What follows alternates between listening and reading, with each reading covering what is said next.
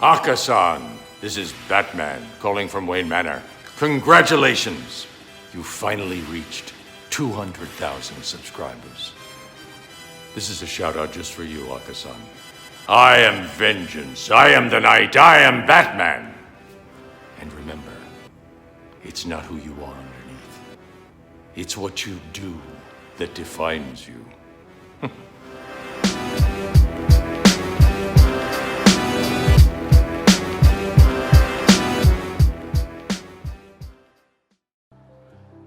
Comics Plus, what is going on? My name is Akasan. How are you guys doing? I hope you're doing well. I hope you are doing swell. It's been a while. We're actually doing some documentary stuff right now. The most character-based. Oh shit, bros. Yo, breaking news.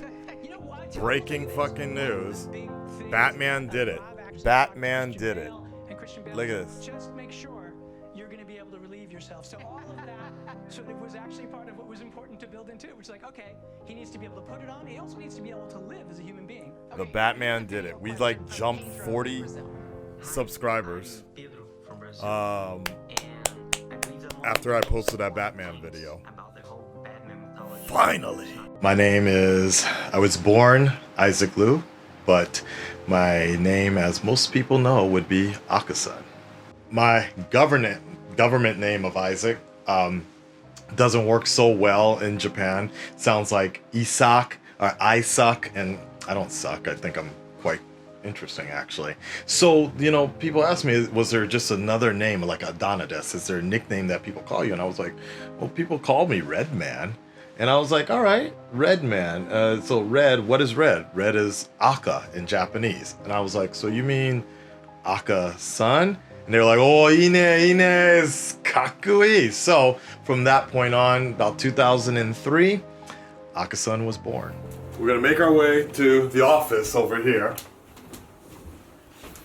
where I find what's good, what's hot on the internet, what's good on YouTube, and I make sure I download it. Do you have like an idea already what your subscribers are gonna like, or do you just I would hope that people tune in to my videos because they want to see my fandom and mixed on my personality and be interested in that. But at the same time, I also want to bring them stuff that they're also interested in, or things that we can kind of have a discussion with. I think that's one of the biggest things that has always separated me from the typical reaction channel or YouTube channel in general is I'm not really doing this to be famous. I'm doing this just for myself.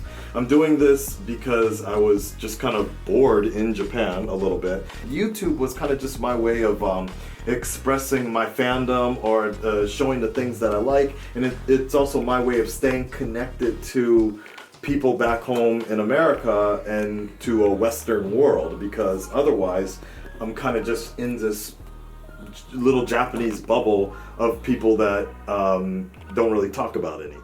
Just one day, I think a video for Arkham or Thor came out, and I wanted to show my reaction to it and share it with other people. So I was like, you know what, let me put this video on YouTube, and I already have this video hosting site right now. Let me go ahead and upload it, put it up there. I accidentally made it public. I didn't really even think much about YouTube at that time. It was public, but I was sharing it with all my friends, and then people started following me for some reason, and they really liked what I had to say about movies and about Batman. So, you know, the rest is history. What does hitting 200,000 subscribers mean to you? That's a tricky question, because I've been saying for the longest, it's not really about the numbers. It's about what you do with your fans. It's about the community that you cater to, and about the people that you help. You know, if my videos can make people happy, if it can get in touch with people. I first started this channel just again as a way to just connect with people across the world and show my love, show my fandom about stuff. And if that makes people happy, it's fine. I don't care if it's 200,000 subscribers. I don't care if it's 2 million subscribers. As long as people are enjoying them, then I'm enjoying them. So it's humbling for sure. but I have always wanted to make sure it doesn't go to my head. There's a lot of people that let those numbers and that kind of cloud their judgment and change their personalities, but I want to always try to still be the same person I was when I had 200 subscribers like that.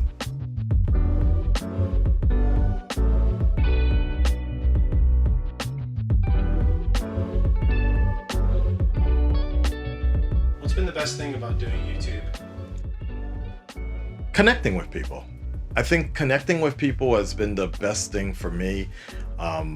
Again, that's the only reason I ever wanted to make videos. I wasn't trying to do it for the money. I wasn't trying to do it to get out there and become famous or whatever. I still have a regular job. I still have a normal relationship. I'm doing regular life stuff. But the thing that I've loved the most is the fact that I've just been able to connect with people around the world. And it's, you know, very similar to me living in Japan. Very similar to me coming to Japan, living in Japan. It's opened my eyes to see a whole nother world with other people and see what other people are into. They may not always agree with me, but at least I can always see what people feel about a certain sort of thing.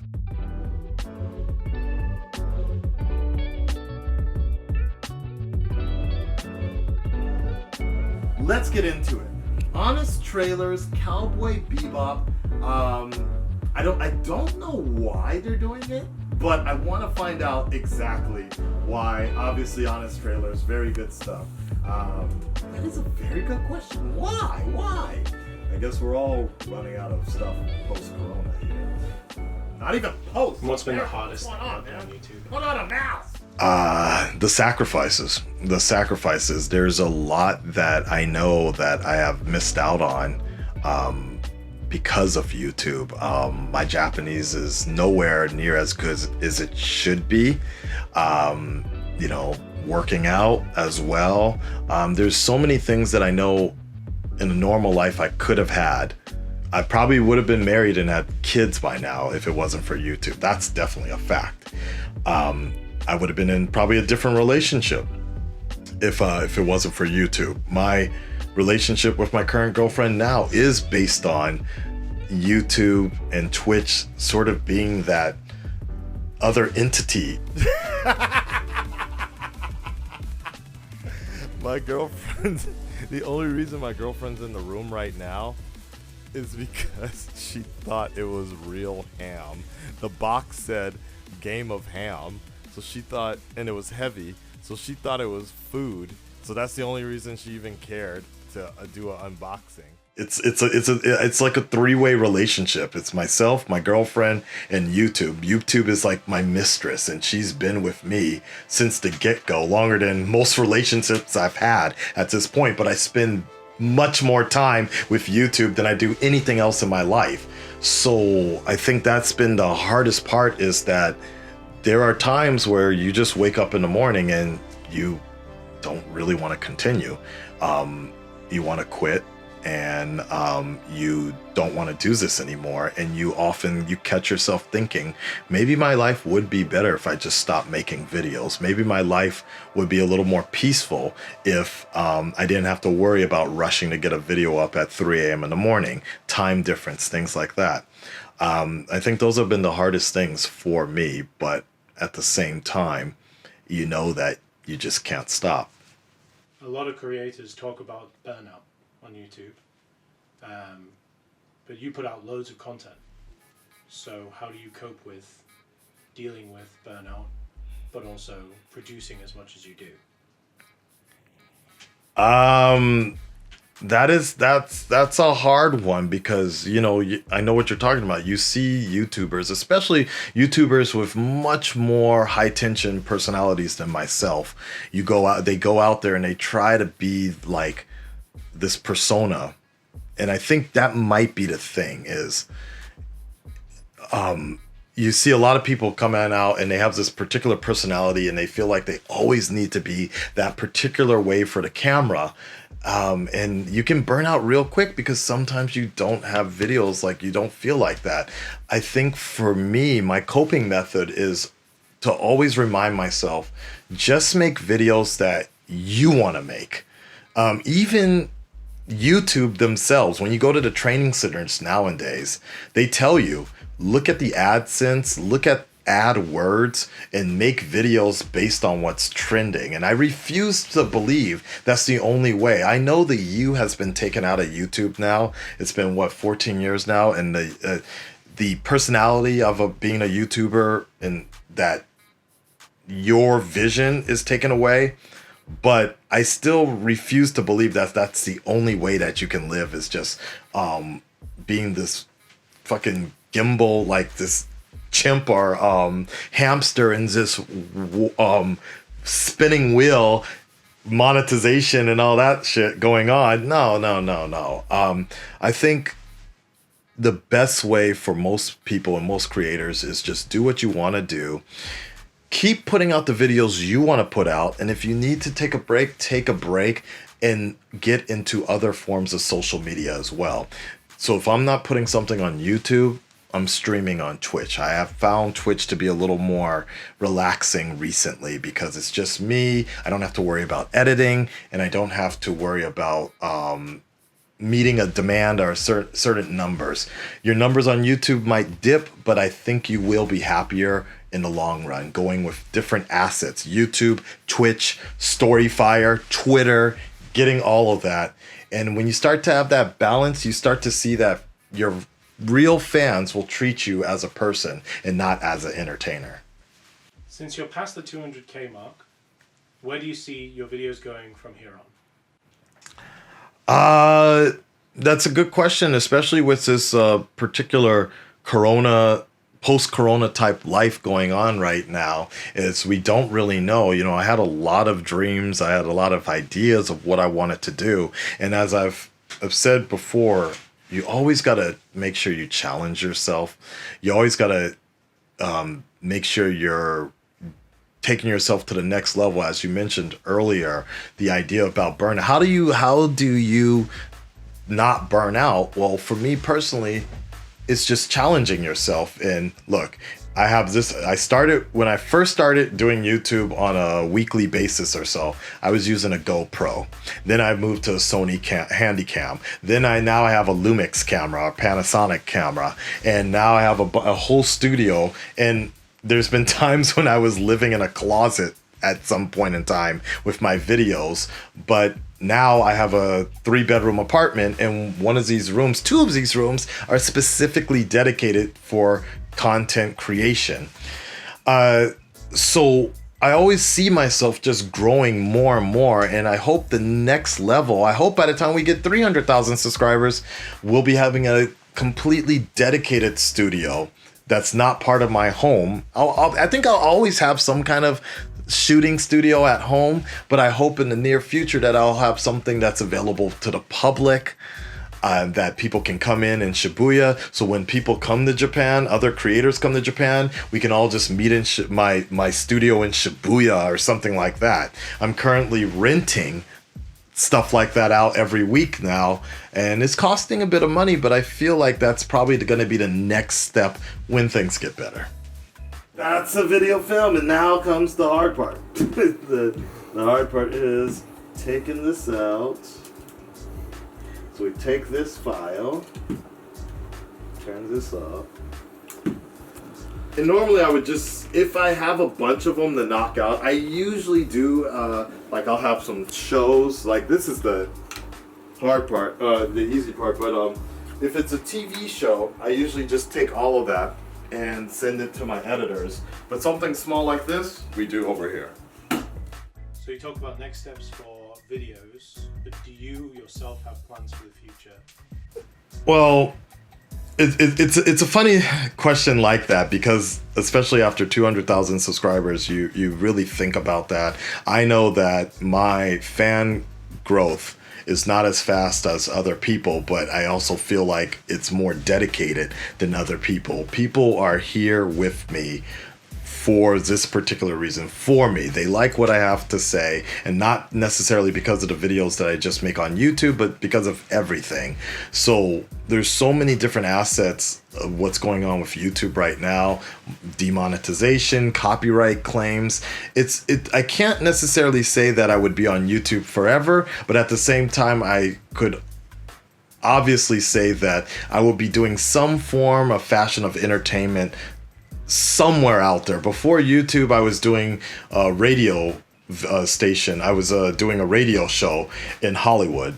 And so then from that point, whatever hints of whatever I was doing there graduated into YouTube. Now we have Twitch. Now there's Twitter. There's Instagram Live, IGTV, things like that. So I'm sure YouTube, I will be with YouTube until YouTube is no longer. But I'm sure there will always be something that my fans and I can continue to be part of outside of YouTube. So here we go. We have 3 files here. We have the Cowboy Bebop file, the actual original video, the YouTube video, the recording, and then we have the audio right there. And so I just select all of this. Now it doesn't always work like this, but because of the way we recorded it this time, I sync by audio, and then boom, everything lines up like that. So now it doesn't always work like that. For certain things, especially copyright stuff, I need to actually do it a different way, and I need to wear headphones, and that is a pain in the ass.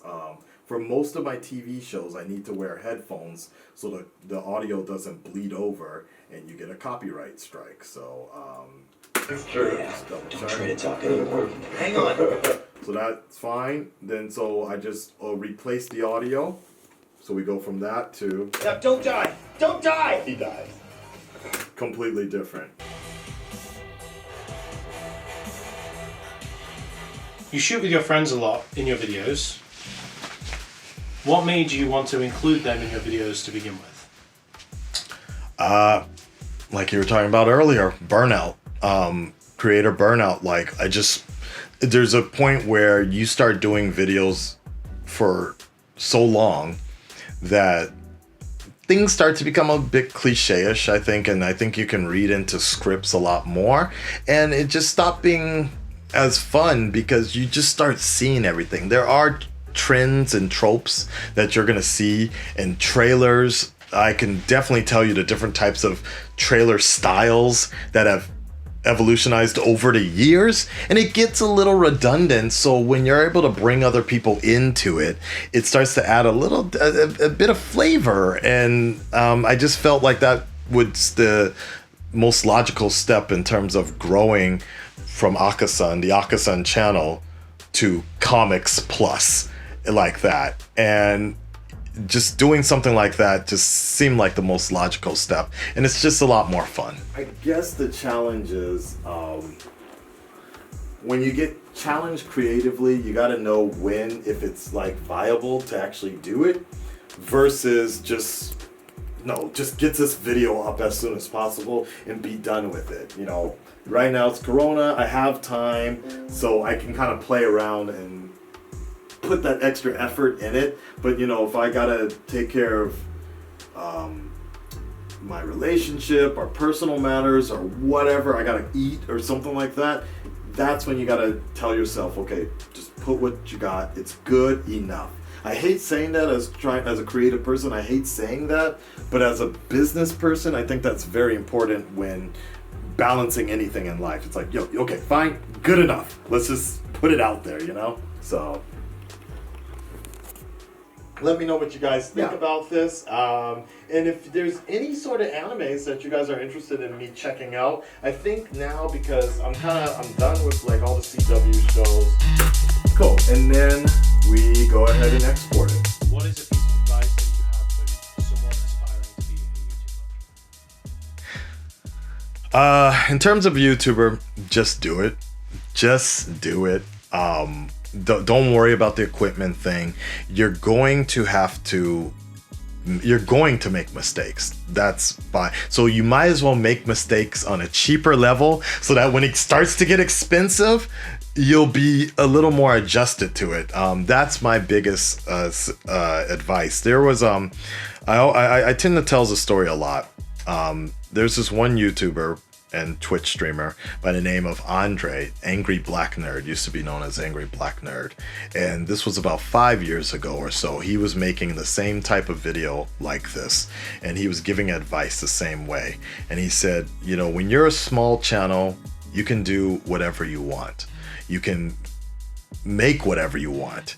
And your audience, you don't have to worry about the demands of your audience as much. So you can just keep on making whatever type of videos you want to make and be comfortable with it and be happier about it. And I think most YouTubers will agree they were probably happier as a person when they weren't as popular.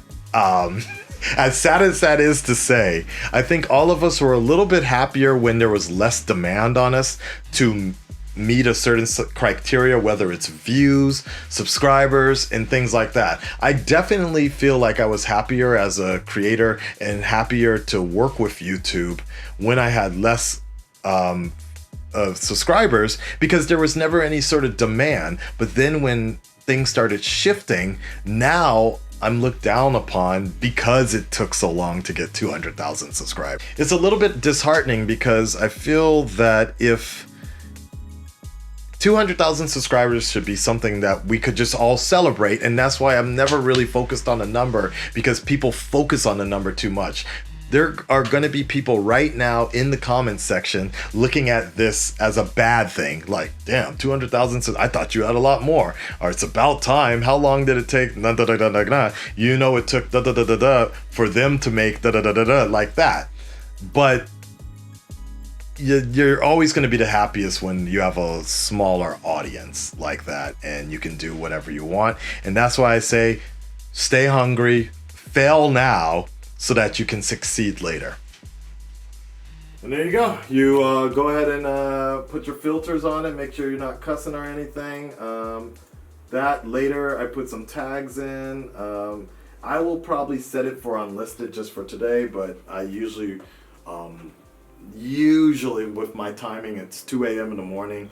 Just go ahead and let it go. But I will just go ahead and save that and schedule it to drop at 12 a.m. or so. For me, I have found personally 12 a.m. works, 12 to 1 a.m. works, because that's about 9 o'clock Los Angeles time, 12 o'clock New York. So it catches the East Coast people for lunchtime, and then it catches the West Coast people for waking up in the morning, getting ready for work or whatever. Again, this is pre-corona, so now everything's a little different, but I feel like that has always been the best for me. So there you go. We started around an hour ago, and a little bit more than that. It has taken about a good amount, 40 to 50 minutes to do a 5-10 minute video.